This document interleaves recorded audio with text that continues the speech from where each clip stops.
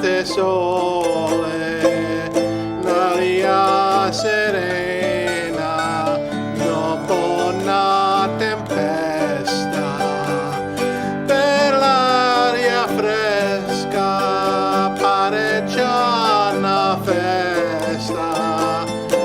Che bella cosa una giornata sole, manna tu sole, che bello in te, oh sole mio, sta in fronte a te,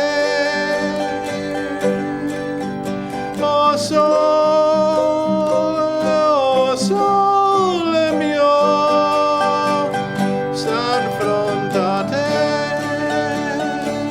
sta in fronte a te. Manna tu sole, che bello in te, oh sole mio, sta in fronte a te.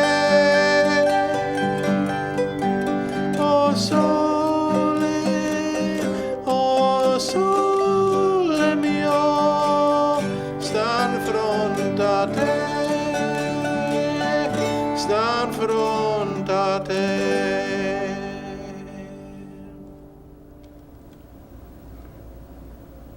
Welcome to Poetry of Increments. Wow. Immigrants!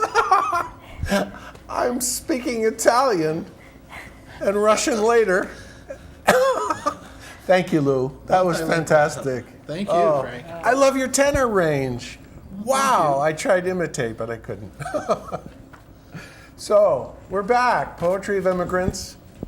We're getting some people walking on the street noticing that the show is so welcoming of migrants and immigrants that we want to communicate how grateful we are to be able to help in that way. You've heard Lou. Next to him is Peter McGrane, and he's an old friend. Oh, and Gemma, my co-producer, is back. How wonderful. And she brought her sister, Marita. And they're our feature today. We're so lucky. I'd just like to add, again, a welcome to all our viewers to enjoy and celebrate the culture, music, language of Italy, especially the poetry. So, I'm going to ask you a curve. Okay. Tell me that story on the Spanish Steps. Oh. Well, when I was 21 and my sister was 18, we did a little tour of Europe, and we were on the Spanish Steps one morning. It was extremely hot in August, I think. It was actually noon, which every Italian knows you should siesta, but we had our lemonades, squeezed lemonades that we got at a stand, and I was walking up the Spanish Steps with my sister, and these Italian street people, it was 1973, street people, a young man, charming young man, came up to us. And you're 18. Oh, she's 18, I'm 21. Wow. And he started, you know, talking to us, very friendly, and he yanked my drink out of my hand. And then he turned to all his friends sitting on the steps, and they clapped. However, when he turned, he presented his rear end to me, so I booted him. Oh! And he made this big theater of rolling down the steps, to which his friends then applauded me. And my sister was a little bit concerned because she thought it was going to cause an international incident. Oh, I see. And she was 18. I was 18, right. Oh, Gemma, thank you. So that was my memory of the Spanish Steps. But we were having a great time, and I'm sure, you know. And the message is, all Italy is a theater. It is. It's street theater. Especially the Spanish Steps, Uh-huh. where, as you've heard. So, give us some of your original poetry Okay. that comes from family, background, culture. So my sister and I, we have the same parents, and our parents actually met because our grandmothers were distantly related and decided to have a little reunion. So right, we're sort of like explains a lot. we're sort of like our own fifth cousins once removed. Oh, or that's something. marvelous. But anyway, my grandma Lucia, she grew up on a farm in New Britain, Connecticut, of Italian immigrant parents, and my grandmother Maria Anna grew up in New York City. And so they were city mouse, country mouse, but all through our lives they would get together and have a great time. So the first poem is about Grandma Maria Anna. We called her Grandma Anna. And my sister wrote this poem, and she will read most of it, and I'll act as her voice and so on. Okay. Cool. So the poem is, Little Anthony had gone missing. In a tenement below what would become the New York City High Line, he was just almost 2 and couldn't keep up with the older kids. They dropped their stickball game and came in sobbing. We can't find Anthony. We can't find the baby.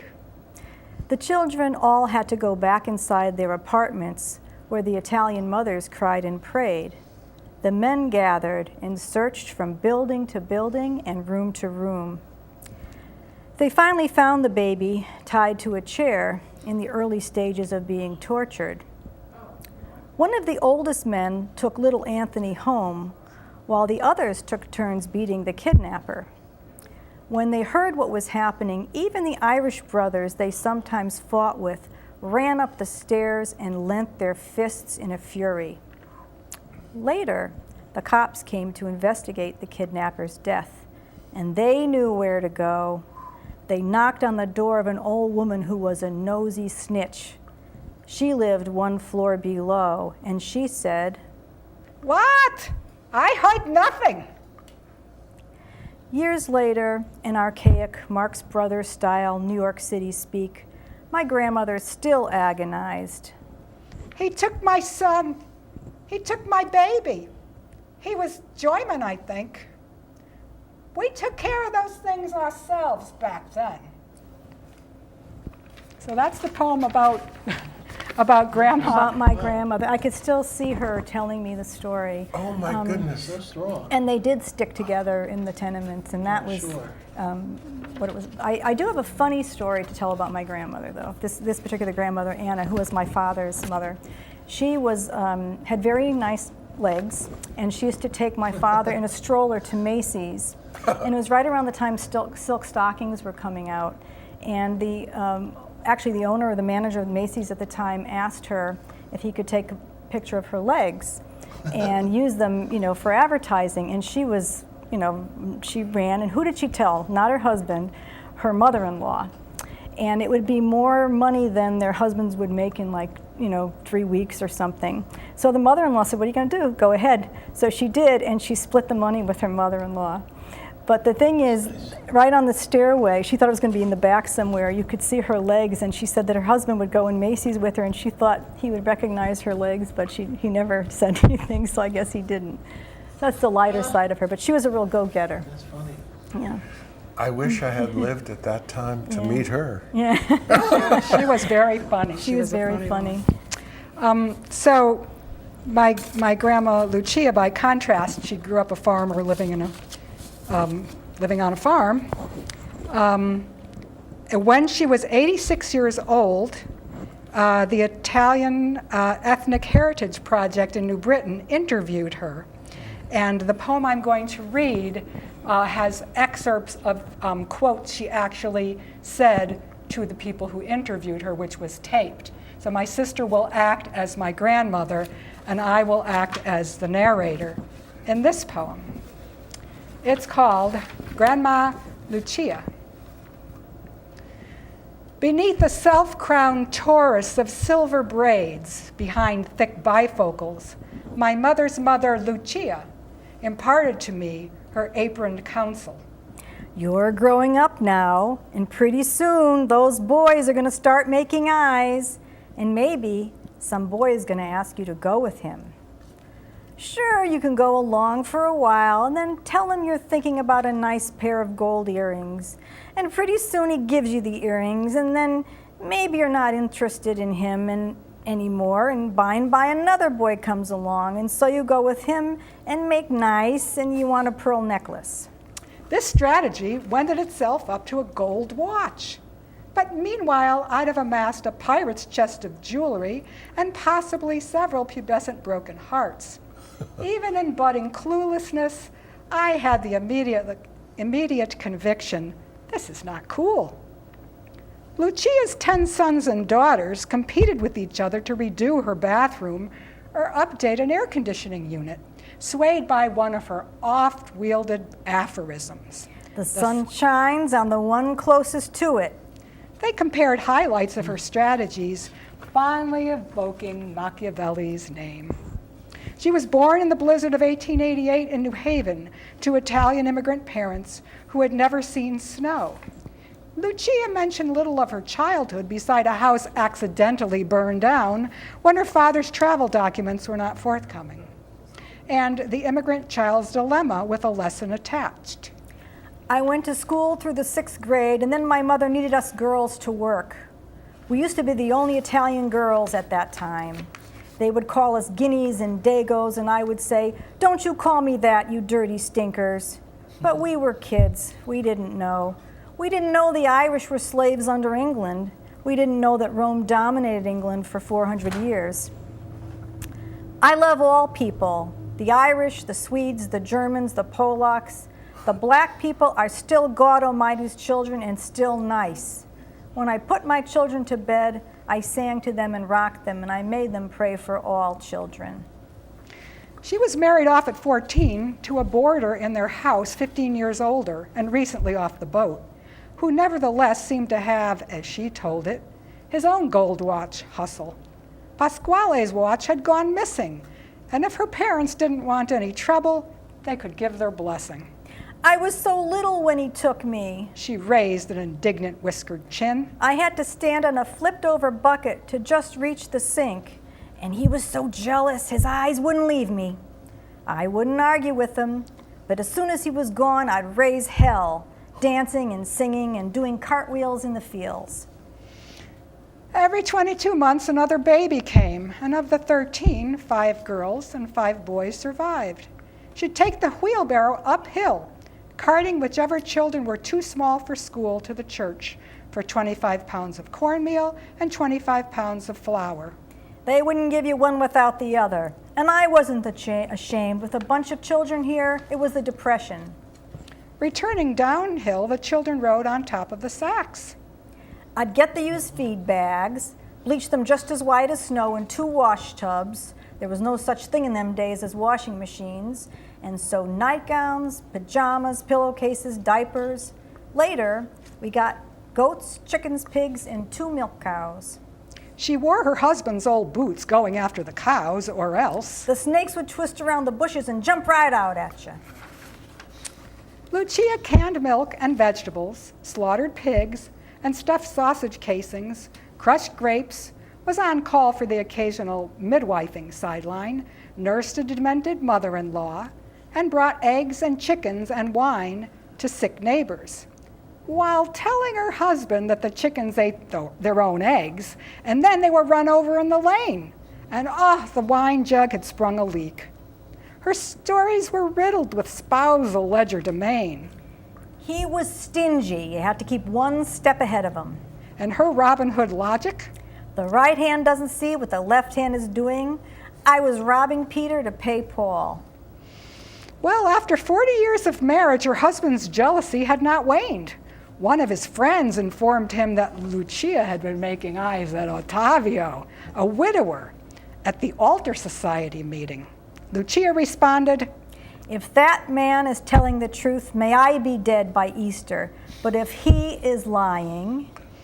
The witness bearer was indeed dead by Easter, as was her husband, and she married Ottavio the next year. He had been a widower for 10 years. I never looked at him. I thought he was kind of sly. Her friends teased their tarantella bob and weave courtship. He always seemed to turn up at the church hall societies. He kept it up and kept it up. One day I was so mad I went down on my knees and I said to him, "Dear God Almighty, take me. I can't stand it any longer. Take me."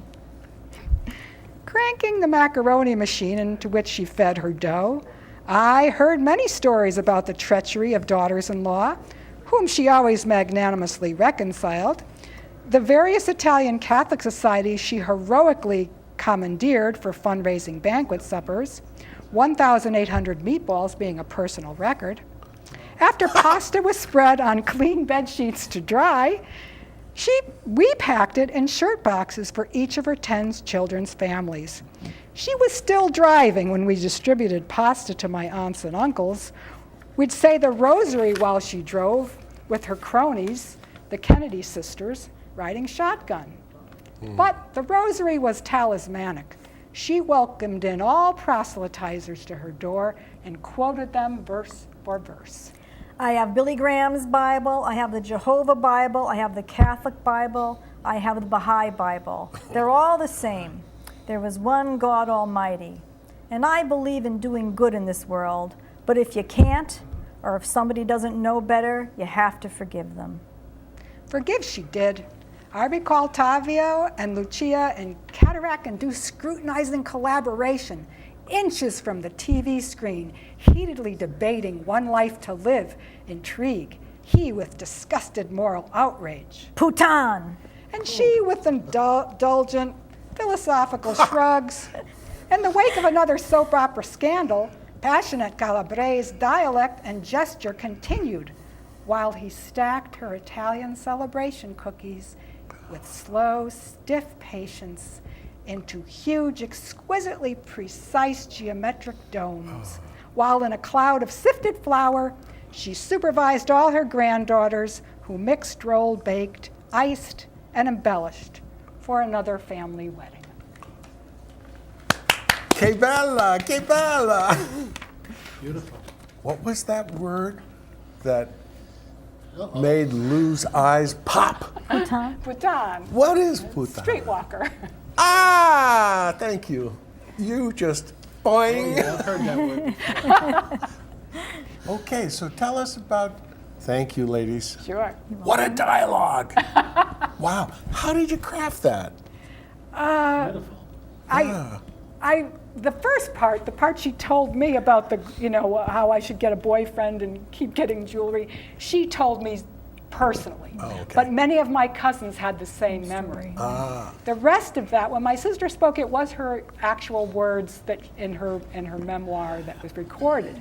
But I wanted to abbreviate it into a story of her life that I'd be able to pass along. Wow, that's a narrative genius. That's really wonderful, especially with the catchphrases that stuck, that you wove in. Right. She always had a saying for everything. I loved them. And a memory of your Grandma Lucia?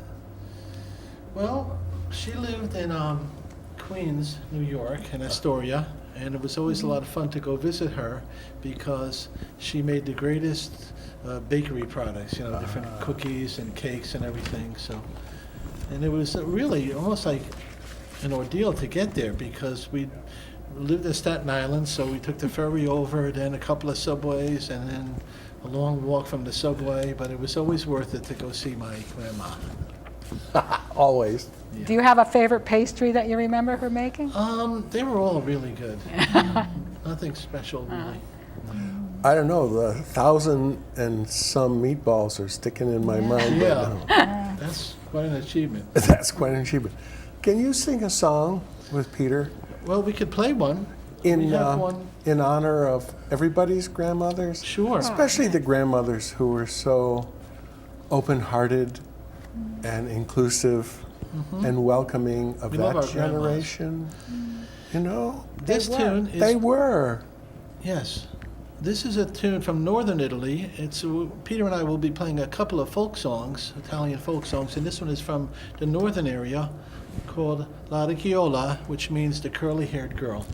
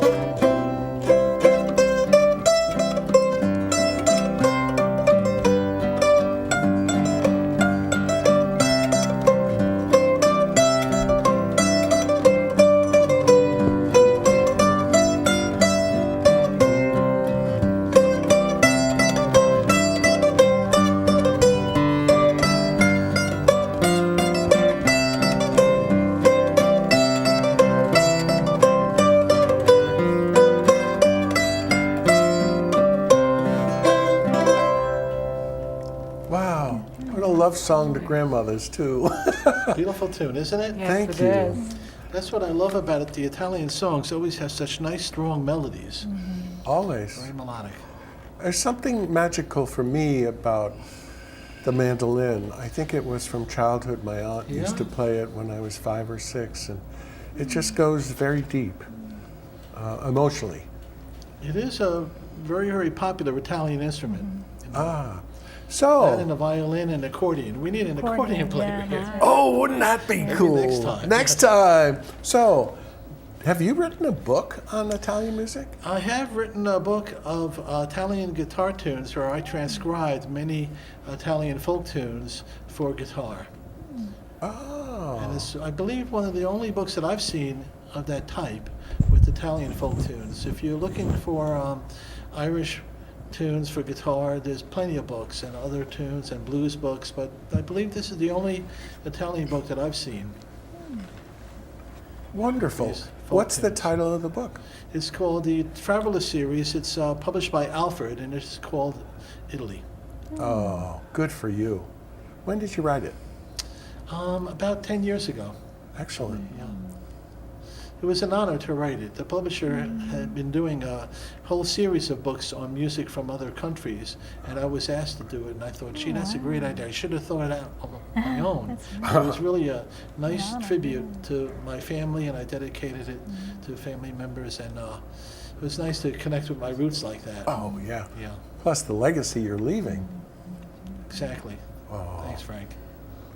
So let's go back to Venezia, 16th century. There's a wonderful poster behind Peter's head, Yes. which a friend brought back from Venice. Francesco Guardi, 16th century. And I don't know about the colors, but that's what I remember about Rome. I was walking evenings on the street in Rome, and the liquid atmosphere with the pastel colors were something I'd never seen before. That captures a little for me. The light seems different there, doesn't it? Yeah. What is It it? does, yeah. It's just so Yeah, it's a whole different. different I noticed it atmosphere. almost immediately when Yeah. and then the pictures proved it. It was like, it was almost ghostly. It was so beautiful. I'd love to go back. That was 96. So you were 73? Yep. 73. Wow. And about 15 years ago as well. As well, yeah. And how about Lou? Did you go back? I was there in 74 Oh, okay. with my mom, so we visited our relatives, and it's funny because my mom came here on vacation, and she stayed for the rest of her life. In the early 50s, she came just for a couple of weeks, and her family was very excited. They ordered, because she was traveling alone, a woman traveling alone at that Right. time. But my mom was like that, you know. And Wow. we were worried about her, and then she just said, you know what, I like it here, I'm staying. She met my dad, and so eventually in the 70s she went back, so it was nice. What about that wonderful story trip. you had about the Soli? Sale. Soli. Okay, I can tell one more quick story. Oh, yeah. All When my right. mom came here, she didn't speak English at all for the vacation, which lasted 60 years. But she had a couple of relatives, cousins in New York, so they'd take her around to see the sights, and she's looking out the window, and one day she says to my cousin, I can't say it in Italian, so I'll say it in English, why does everybody sell salt here? Everywhere you look, you see signs for salt. And then they figured out that in Italian, salt is sale, which is S-A-L-E. Oh, So she Sale. passed the stores that would have Sale. sales, and she thought all these places were selling salt. That's cute. Good for her That's a to have great the story. independence to Very come here independent. alone, as Yeah. many immigrants do today, even, Oh, yeah. and migrants. They're alone. And to have the courage to attack another language, such as Yeah. sale, salt. My mom, if you looked in the dictionary under independence, she'd be there. Wow. That picture. Very independent woman. Best decision she ever made. Thank God. Yeah. And We don't have to worry about being undocumented. Except for the Well, grandfather that was the fire. Yeah. that had a fire. The house fire. And the house fire, because he was undocumented, he said, oh, the My papers were all in the house. Oh. He was also in the Oklahoma land rush. He was a bit of a, Yeah? you know, These people were so interesting. So Yeah. interesting, Isn't it yeah. amazing? Everyone has a story. And more interesting than the next. Yeah. And yet, in honor of all our recent migrants to the United States and also to the DACA people, it's an old story. It's not new. And they had the courage and the Yeah. Still chutzpah happening. to live on the Lower East Side and to make it. That's worth celebrating. It is. But their individual stories and narratives are what we're celebrating today with the treasure of music. How about another soulful song? Well, this is the classic. Is We it? had a request for it, and we have to, if we're playing Italian music, you have to play this. Okay. It's the tarantella. And I just want to give a little background on the tarantella. Oh, good. Is when people say tarantella, they usually think of this song, which is known as the tarantella, but a tarantella is actually a type of a dance. There are many, many different tarantellas. It's a certain rhythm in 6/8 time and a certain type of a dance that you do. But this is by far the most famous tarantella, and if you've been to any wedding where there were Italian people getting married, you've heard this.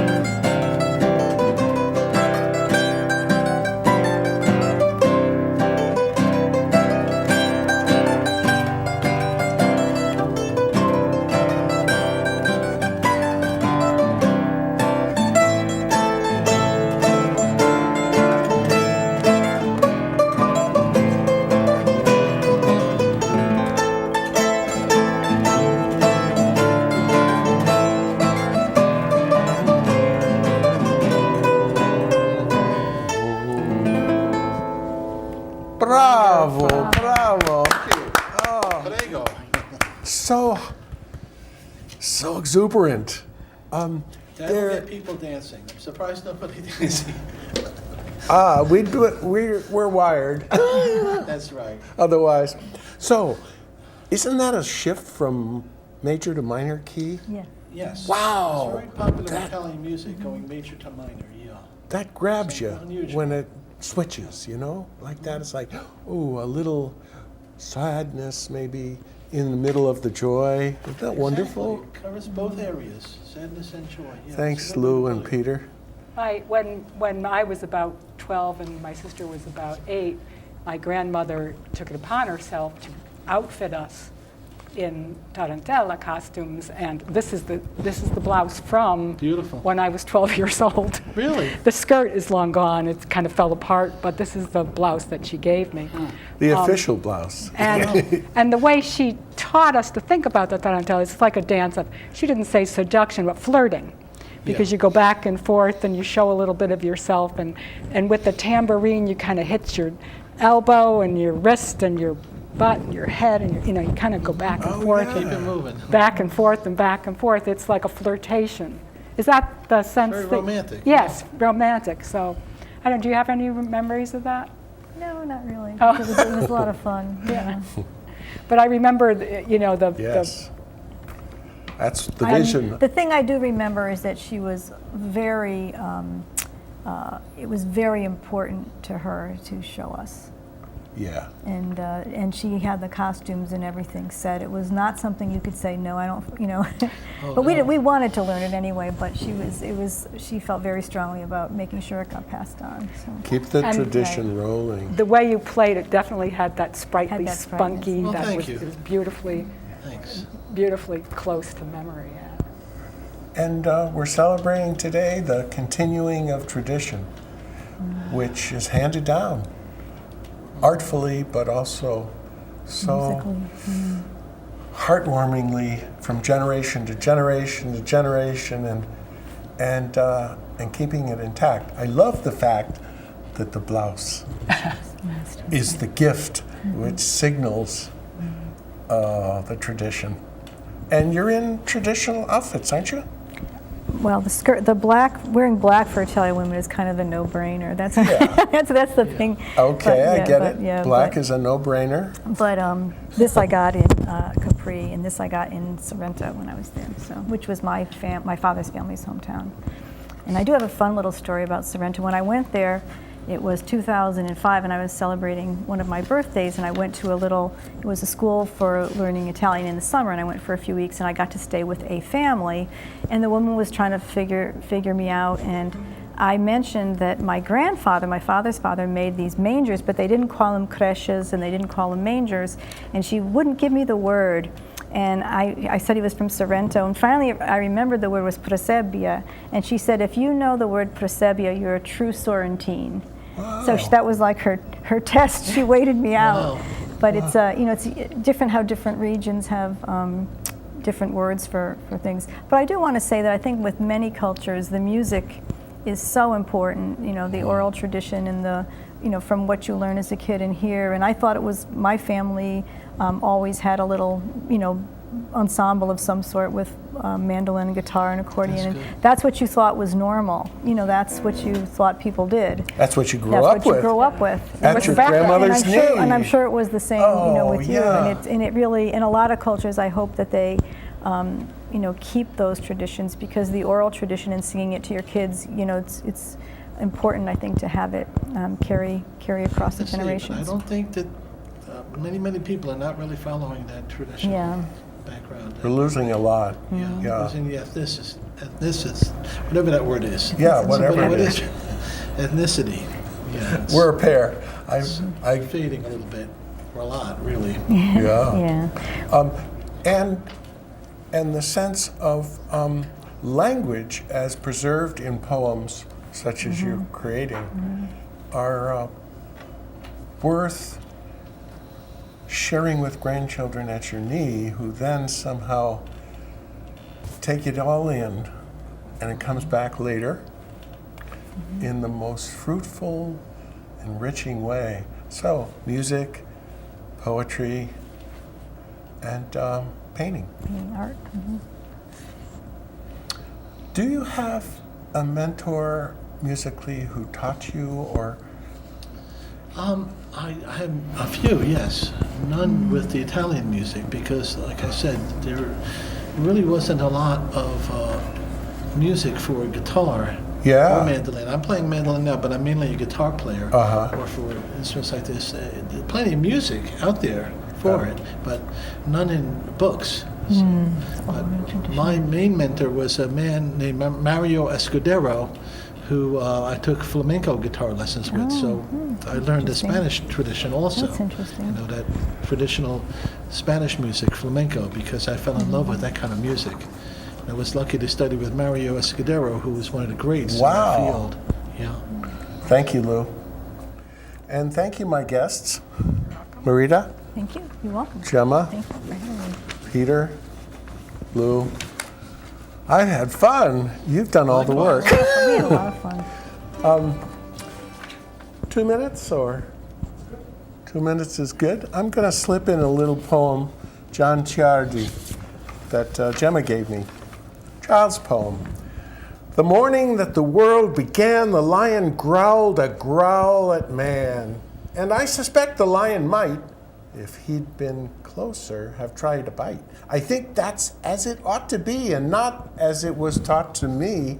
I think the lion has a right to growl a growl and bite a bite. And if the lion bothered Adam, he should have growled right back at him. The way to treat a lion right is growl for growl and bite for bite. True, the lion is better fit for biting than for being bit, but if you look him in the eye, you'll find the lion's rather shy. He really wants someone to pet him. The trouble is the teeth won't let him. He has a heart of gold beneath, but the lion just can't trust his teeth. Wow. Thanks. And who's this guy, John Ciardi? John Ciardi is an Italian-American poet who's famous for so many things it'd be hard to... Well, for instance, he wrote one of the most respected translations of Dante's Inferno. Glad that came up. He wrote a book on the understanding of poetry that's still used widely in colleges called How Does a Poem Mean? Oh, love it. I loved it so much, and his idea was if you delve into a poem and analyze it, you're just paraphrasing it. But if you study how the poet comes to make you feel a certain way or use a certain form or the sounds, the textures of the poem, then you arrive at the deeper meaning of the poem. So he did that. He also wrote several children's books. He taught at Bread Loaf for quite a few years. Oh, wow. So he was and he had radio programs, television programs. He was a very well-known poet. And so Let's celebrate the Italian-American poets. How wonderful. Thanks. Can we have another tune? How about the polka? That's even better. Let's end on a hop and a skip.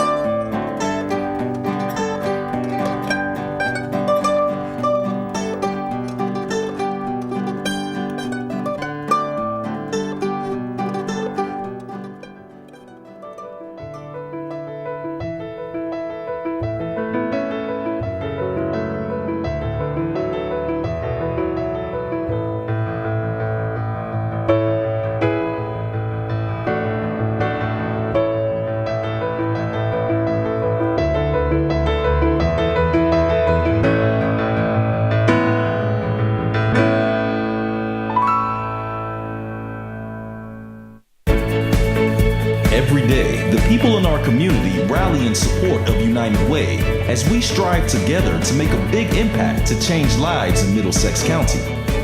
From our main streets to our institutions, from our neighborhoods to our town halls and our classrooms, we're working with our partners to create a stronger community. It's an inspiring effort and we invite you to join us. Volunteer, donate, live united.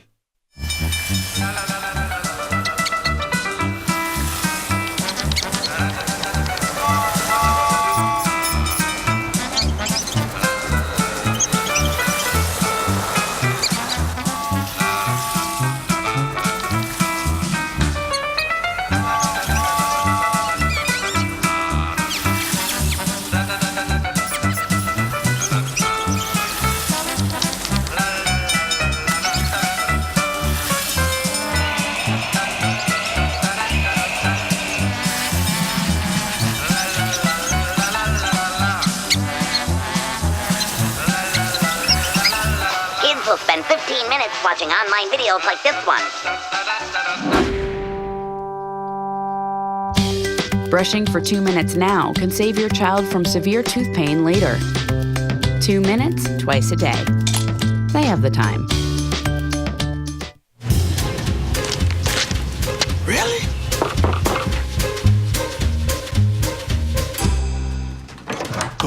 what's up, man?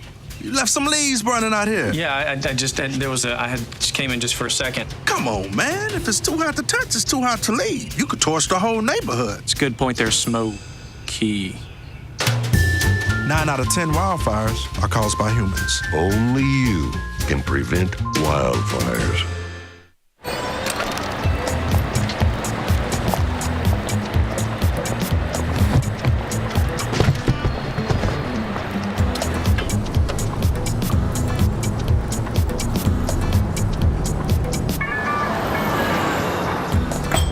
It's a short ride from your neighborhood to your naturehood.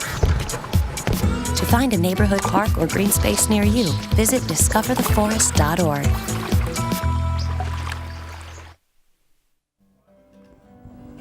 Welcome back. We are so grateful to our guests today. Poetry and music, music and poetry, two things that are really close to my heart. Let's continue with John Ciardi.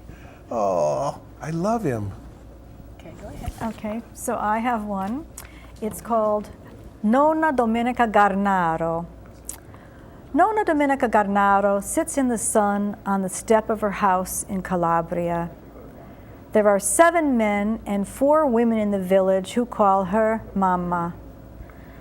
And the orange trees fountain their blossoms down all the hill and valley. No one can see more memory from this step than Nonna Domenica.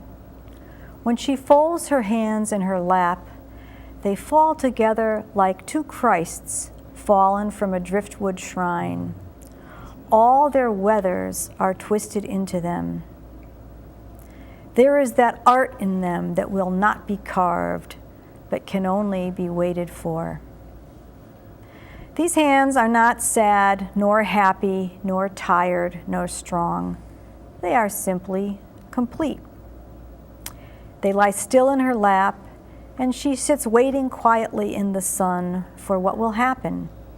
As, for example, a petal may blow down on the wind and lie across both of her thumbs, and she look down at it. Oh. It's a beautiful, beautiful poem. Thank you, Marita. So John Ciardi is also known for writing what he called or was referred to as simple poetry, meaning that the subject matter was about something mundane. But the way he handled each and every mundane subject was not at all simple. And the one that I chose to read is called The Catalpa.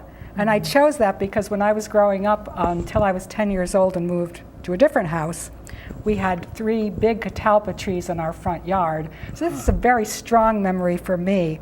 And they only bloomed for a week, but their blossoms were huge and so fragrant it was an intoxication. The catalpa. The catalpa's white week is ending there in its corner of my yard. It has its arms full of its own flowering now, but the least air spins off a petal and a breeze lets fall whole coronations. There is not much more of what this is. Is every gladness quick? That tree's a nuisance, really, long before the summer's out. Its beans, long as a stick, will start to shed. And every year one limb cracks without falling and hangs there dead till I get up and risk my neck to trim what it knows how to lose, but not to shed. I keep it only for this one white pass. The end of June's a garden, July, it's fall. All else, the world remembering what it was in the 7 days of its visible miracle. What should I keep if averages were all? Oh. That's great. I love him. I think I met him Really? at the Irish Institute at Washington Square back in the early 80s. And he was there with another famous Italian-American poet as co-authors of a book on poetry and sculpture. Wow. What a combo. He was ahead of his time. Yeah. How wonderful that memory is still. but I didn't know much then. Any other poems? Well, I have a poem by an earlier Italian immigrant poet, and I found him because he truly was an immigrant, not first generation. Oh, really? His name was Emanuele Carnevale. Uh-huh. And see if I have a little bio of him, very brief. He was born in Florence just before World War I. He immigrated before World War I. He held a series of menial jobs in New York City, including and joined literary circles, including William Carlos Williams and Kay Boyle. Oh, good influence. Good company. Though Carnevale rose to prominence by disparaging older poets such as Williams and Ezra Pound, Williams praised Carnevale for being wide, wide, wide open. He is out of doors. He looks not through any window.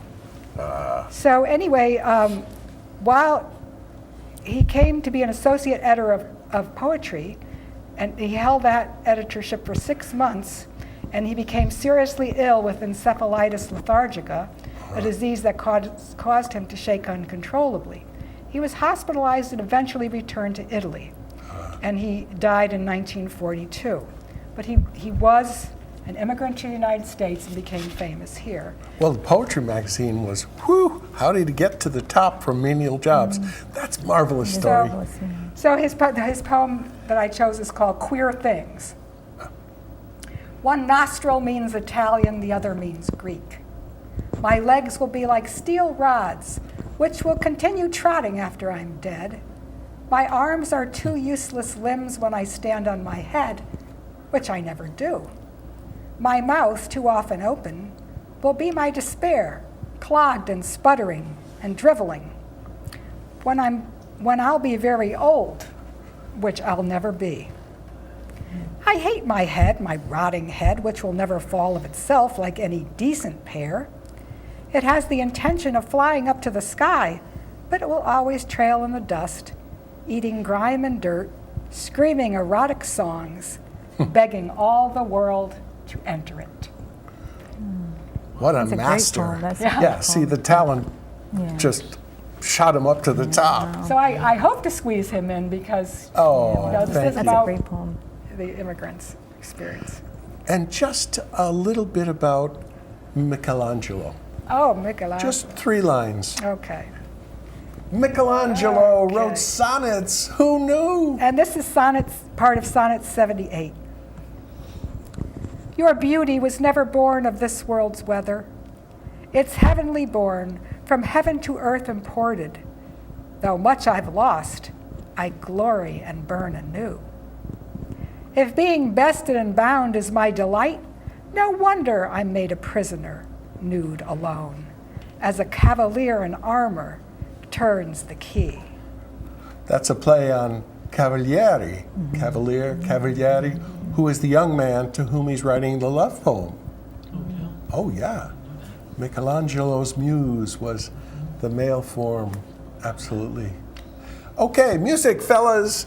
We're wrapping it up. Okay, well, we'd like to Thank you. end with O Sole Mio, Yes. which is very poetic in itself. The words O Sole Mio, my son, and it's a fella singing it to his significant other, you'd say, You and bet. saying how her face is like the sun to him.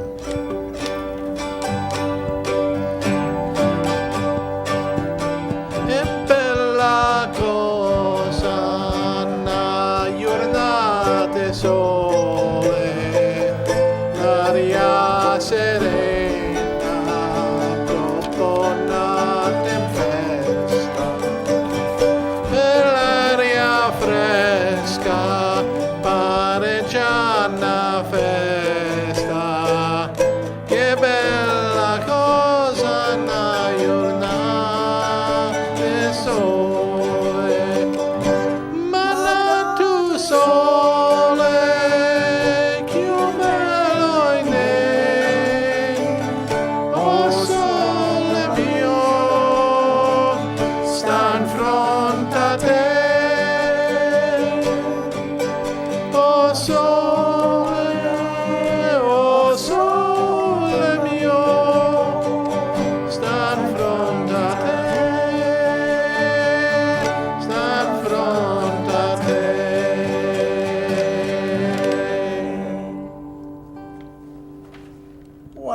I don't know when I've had so much fun. Very nice time. We got time for a joke. I want to hear a joke. A joke. A joke. You got a joke, Lou? In Italian. Sorry. Sorry. Well, Actually, my mom told me these stories about Yugal. Yugal was this guy who wasn't as bright as the other people in the village. And one day, Yugal was walking around and he found a prosciutto.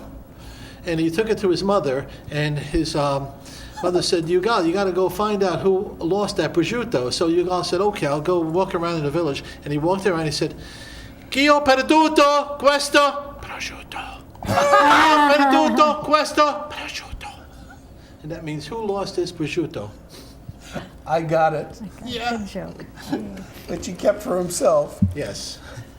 Well, we've celebrated Italy today to the hilt. It feels wonderful. So, how about another bit of music that you haven't practiced? Something you'd like to. We could try it. Yes.